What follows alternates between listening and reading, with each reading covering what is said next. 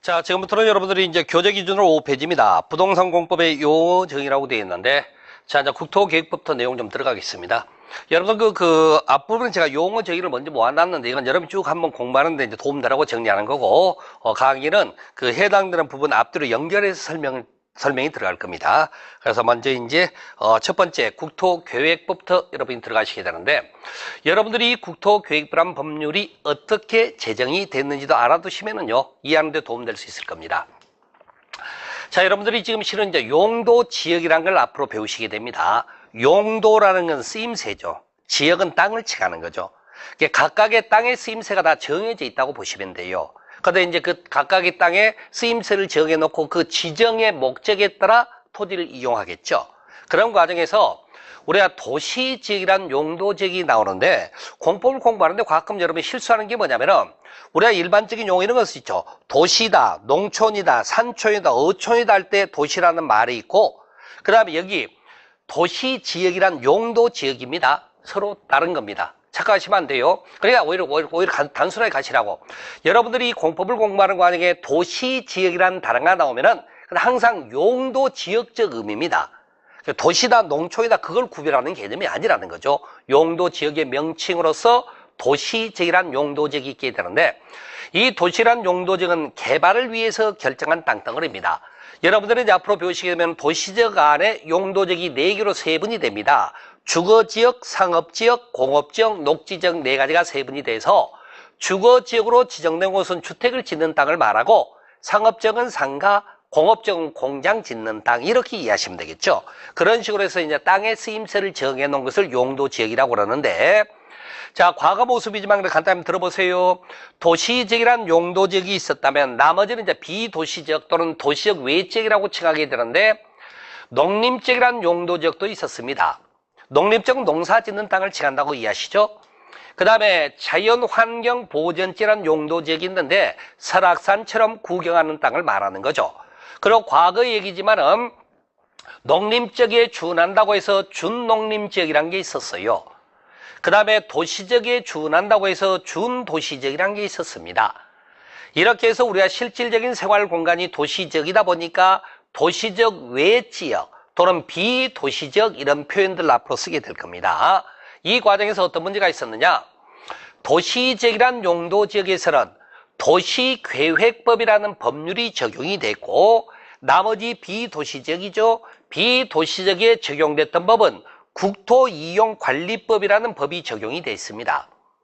그러면 여러분들이 모든 사물의 명칭은요, 그 사물의 가장 본질적 특성을 표현하듯이 법률 이름도 똑같다고 이해하시면 돼요. 그럼 자 보겠습니다. 도시계획법이라는 법은 도시지역이란 용도지역이 개발을 하고자 지정된 땅인데, 어떻게 개발하느냐? 계획을 세워서 개발을 하겠다, 그런 의미가 됐던 거예요.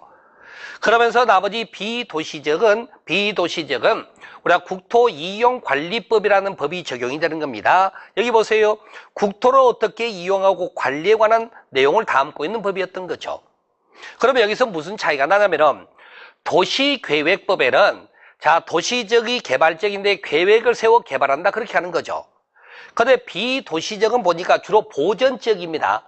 그런데 준농림지역과 준도시지역은 과거에 있었던 건데, 보전을 위주로 하는 건 맞아요. 비도시적이니까. 그런데 제한적 범위의 개발도 허용이 되는 땅이었어요, 여기는. 그런데 이 지역에 적용되는 법은 국토이용관리법이에요. 그 말이면은 국토를 이용하고 관리에 관한 내용을 담고 있지 계획을 세워서 개발한다는 규정이 없었어요. 그러면 어떤 문제가 생길까요? 계획 수립 없이 이 지역을 부분적이나마 개발을 하다 보면 이런 문제가 생깁니다. 이걸 난개발 현상이라고 그래요. 난개발 현상. 그러면 난개발 현상을 그대로 방치하면 안 되겠죠. 그래서 이제 앞으로 이 지역을 관리하겠다고 해서 법을 통합을 해버립니다. 그래서 과거의 준농림, 준도시지역이 지금의 용도의 명칭으로 관리지역으로 이제 통합이 되는 겁니다. 글자 그대로 관리하겠다, 그런 의미였던 거죠. 그러면서 여기서 한번 봅시다. 우리가 일개 행정구역 안에서요, 어떤 특정 시가 됐든 군이 됐든 간에 일개 행정구역 안에서 용도지역은 도시지역도 있지만 비도시지역도 있다고. 그러면은 담당 공무원이 행정행위를 하는 과정에 자 오른쪽 마을 갈 때는 여기 예를 들어 도시계획법을 펼쳐놓고 얘기를 하고 왼쪽 마을 들어갈 때는 국토이용관리법을 펼쳐놓고 얘기한다. 뭔가 좀 이상하지 않습니까 그게? 그래서 그런 것들이 많은 문제점이 있어서 두 가지 법률을 통합을 했습니다. 통합을 해서 이게 만들어진 법률이 2002년 1월 1일자로 국토의 계획 및 이용에 관한 법률 이렇게 제정이 됐던 거죠.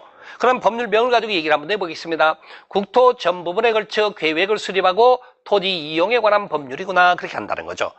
이런 형태로 해서 이제 국토 계획 및 이용에 관한 법률이 만들어졌고 과거에 용도지기 5개가 있었는데 준농림, 준도시를 통합을 해서 지금 몇 개로 간다? 4개가 된 거죠. 4개가 되어 도시적, 관리적, 농림적, 자연환경 보전적 이런 땅의 쓰임새를 정했구나 그렇게 이해하시는 거죠.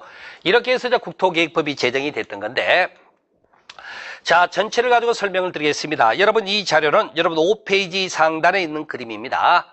국토 전 부분에 걸쳐서 일정한 계획을 수립하고 수립된 계획에 따른 토지 이용에 관한 법률을 가지고 국토의 계획 및 이용에 관한 법률이다라고 말하는 거죠.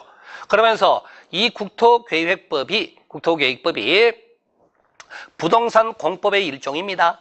부동산 공법의 특징은 뭐죠? 국가가 국민에 대해서 규제를 하는 내용을 갖는 거죠. 그 규제에 관한 법이라네. 그럼 도대체 어떤 규제가 있는지 한번 봐보겠습니다.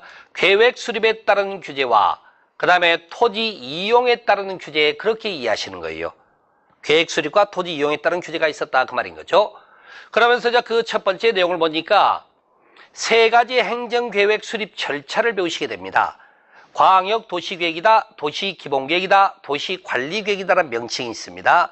이런 계획 수립에 관한 내용을 배우시고 그 다음에 두 번째 학습해야 될 것은 관리계획에 따르는 구체적 내용이 있어요. 종류라고도 하고 내용이라고도 합니다.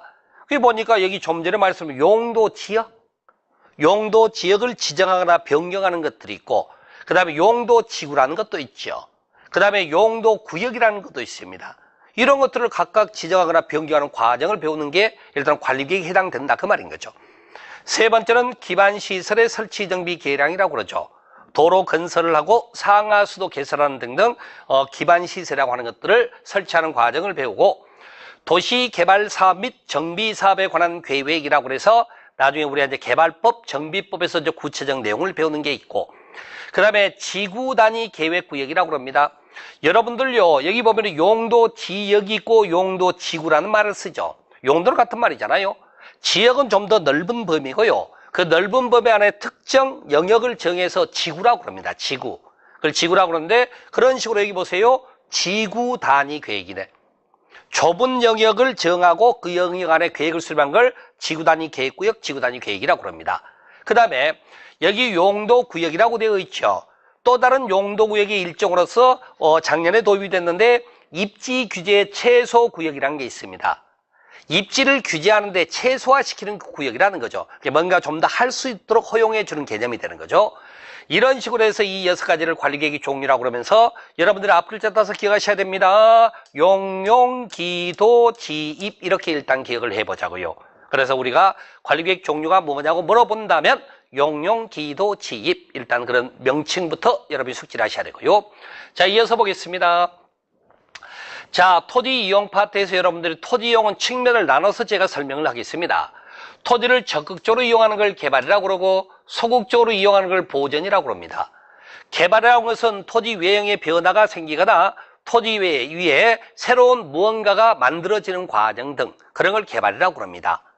그런데 보전이라고 하는 것은 주어진 형상 그대로 활용하는 걸 보전이라고 그래요. 소극적 이용이라고 한다는 거죠. 자, 여러분들 설악산 이용하신 적 있죠? 뭐 대청봉에 올라가셔서 집 지어놓고 내려오셨나요? 아니지 않습니까?